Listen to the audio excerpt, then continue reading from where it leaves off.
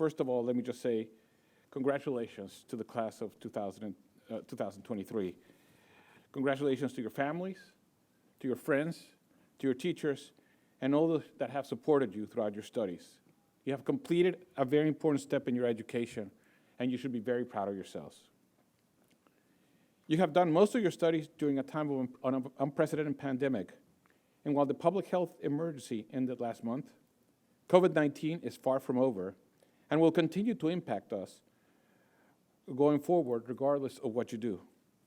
I'm sure the pandemic was incredibly hard on all of you, but I'm also sure that you learned a lot about yourself, about society, about compassion, and about the importance of caring for yourself and for others. All these are important skills that will carry you throughout your careers. This year marks the 40th anniversary of my medical school graduation. And as I reflect on my own career, I realized that I too was defined by a pandemic, the HIV pandemic that was first recognized in 1981. I entered internal medicine residency in 1983, hoping to one day become a cardiologist.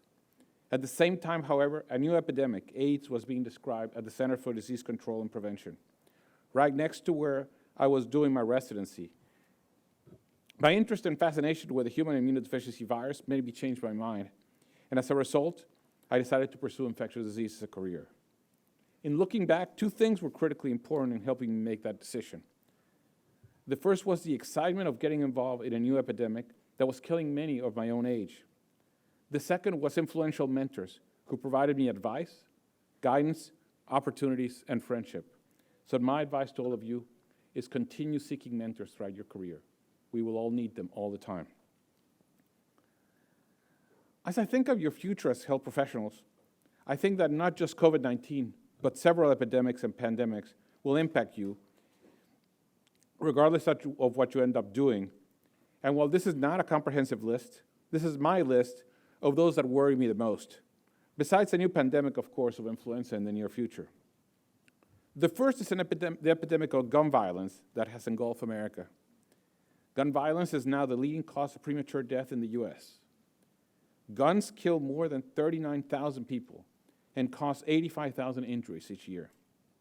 This year alone, there have been more mass shootings than days in the calendar. In fact, gun violence now has become the leading cause of death of children and teens since surpassing car accidents in 2020. This cannot continue to be the case, and I urge you to do all of you to think about ways in which you can become involved in addressing this crisis. The good news is that gun violence is not inevitable. Gun violence can be prevented through a comprehensive public health approach. We need to educate people about gun violence and tell members of Congress to support common sense gun laws. The second, that was previously noted, is the opioid epidemic. The current opioid epidemic was started by healthcare providers and the healthcare system overprescribing prescription opioids for pain.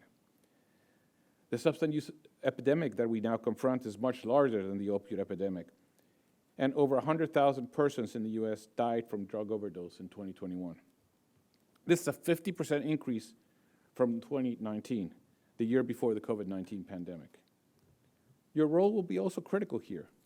If you're a physician or you will become a physician, you would need to learn how to prescribe medications, not only to address pain, but to treat opioid use disorder.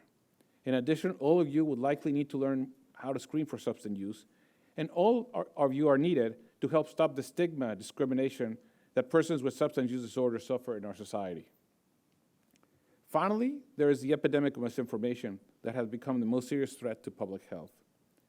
Misinformation causes confusion, mistrust, and harms public health by undermining public health efforts.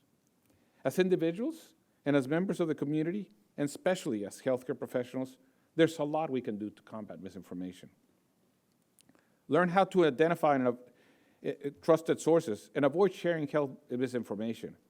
Engage with your friends and family on the problem of health misinformation and address health misinformation in your community. But if you want to engage effectively, you also need to learn how to become better communicators. Get trained in communication. It's a really important skill to have as you educate people in your community. As I said previously, I graduated from medical school 40 years ago this year. Given that experience, I want to use this opportunity to give you some practical advice that will guide your future careers as health professionals.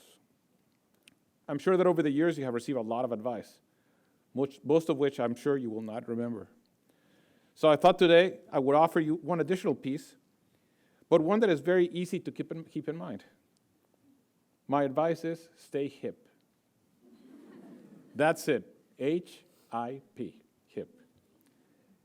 The H stands for humility. Throughout your careers, you have to learn how to be humble. I think in the pandemic, the 3 most important words I learned is I don't know. Repeat that frequently. That will be important in your life. But the H also stands for honesty. The H stands for leading with your heart. But the H is also about humor. Learn to laugh, especially at yourself, as laughter is the best medicine. And H is also for healing. As a physician, you rarely cure, but you can always heal. The I stands for imagination and intellectual curiosity. Connect the dots, as Steve Jobs would say. To come up with new solutions, we will need innovation and impact. Finally, the P stands for passion. Find what uniquely engages you, especially if it's also in the service of others. Combine passion and compassion, and you will have a powerful duo. P also stands for pause. Every so often, please take time to reflect in the midst of all your activities. Sometimes we're just too busy to sit down, reflect, and think about what we're doing and think about how to better take care of others. P is also for perspective. Encourage and respect differences. In a nutshell, there you have it. Stay hip and you will be successful regardless of the field of study you pursue. Thank you very much.